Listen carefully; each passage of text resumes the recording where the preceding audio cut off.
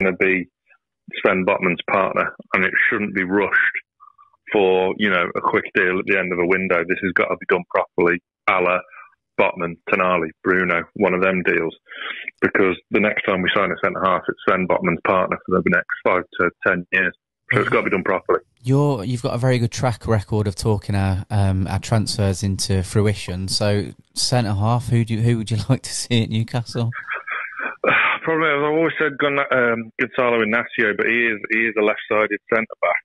Looking to, without being a clever dick and finding some unknown one around Europe, I wouldn't mind us keeping it simple and going for Mark Guéhi from Crystal Palace.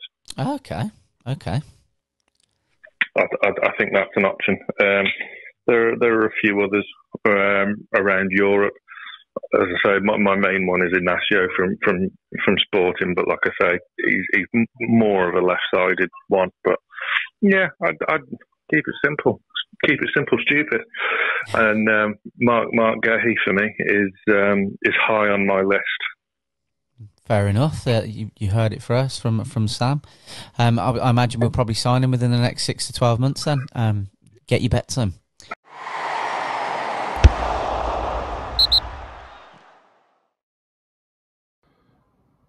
Hello team, welcome back to Newcastle Fans TV. Yes, we've suffered defeat in Japan against Yokohama Marinos. We lost 2-0. I'm not here to talk to you about that, however, that is a job for Lee, who, as I'm sure you're all aware, is out in Japan at the moment. He was at the game this morning, UK time, this evening over there. You know how it is. So match reaction, vlog and last word will all be coming up later on today into the night.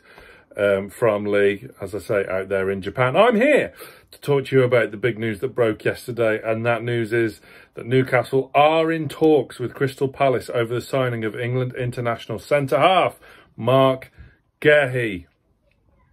Now, this will put a spring in your step. It certainly put a spring in my step, as you saw from that intro just now. Nearly 12 months ago, I said I'd have loved to have signed Guéhi along with, you know, Isak and Tonali. I'm sure you're all aware. I don't want to blow my own horn. Since then, as we know, he's come on leaps and bounds. He's had a fantastic season for Palace, particularly a great end to the season under Glasner. Palace were on fire. They had the most players in the England squad out of any club, in fact, going into the Euros.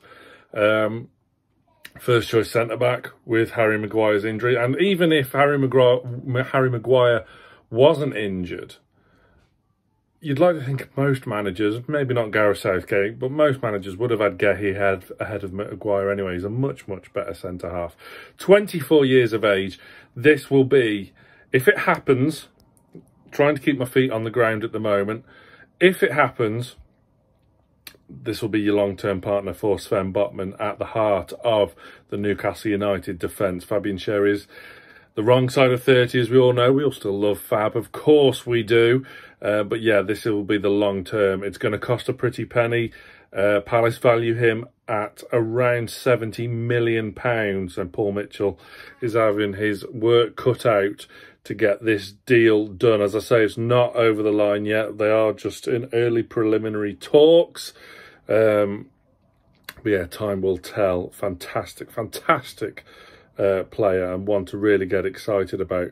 As we've seen from the friendly defeat this morning, if Alex Isak gets injured, we've really got nothing from the academy. Hence the signing of Asula. Now, I know polarising reactions about these two potential signings. Obviously, a lot of excitement. Big statement from Guéhi. Asula from Sheffield United, Danish under-21 striker who can play on the right-hand side as well. Obviously, reaction to that is a little more underwhelming. But this is one of the kind of low risk, high yield signings that Paul Mitchell is kind of famous for. Nowadays, 10 million rising to 15. It sounds disgusting, but that is kind of like still a low fee. And I know his record in the past isn't overly inspiring, but it's not about what he has done. It's about what he can do, what he will hopefully do for Newcastle United. And, you know, Wilson's on the comeback from injury, as he is most of the time. Isak, we all held our breath in the first half this morning, didn't we, as he was holding his shoulder. Hopefully that's nothing too serious. Trevin Sanusi's looked very good out there. But again, he's more of a wide player, and, you know, from the academy, I hate slagging off young academy players. But it's quite clear we've got nothing from the academy at the moment who can play centre forward. But yeah, Gehi. Am I confident this one will go through? I don't think the fact that it's come out, but obviously David Ornstein broke the story, and then the North East journos have followed suit. I don't think that helps. That will put clubs on high alert. Obviously Manchester United are in for a centre-half. Liverpool could be in for a centre-half. Chelsea buy anything that moves. We don't know. So it doesn't help the cause. And it's going to take a lot out of the budget. Is there still enough to get a right winger in? Because we desperately need one still. Let's not forget that. I'm all for signing Asula if it's for that third choice striker role. But if that Asula signing is for long-term right wing, that's not for me. We need one for the here and now. We can't go into this season surely with Miggy and Murphy as our two right wingers. Surely not. I know Murphy's done okay in pre-season, and, you know, would Minter of Anderson made a difference today in the defeat to Yokohama Marinos? Probably not. But we do still need a right winger for here and now. So hopefully Mitchell can do a good deal with Palace. Maybe spread the pay, you know, put a load of add-on fees in there, which will kind of ease the PSR burden a little bit to make sure we've still got wiggle room in there to sign a proper right winger. But yeah, Gehi, this is one to get excited about. This is a properly good signing. We know Anthony Gordon's a big fan of him. If you've seen that clip doing the rounds on social media during the England camp in the Euros, saying he'd love to see Gehi at Newcastle United. That could be another string to the bow when it comes to Anthony Gordon's contract negotiations, which are due to start next week as well.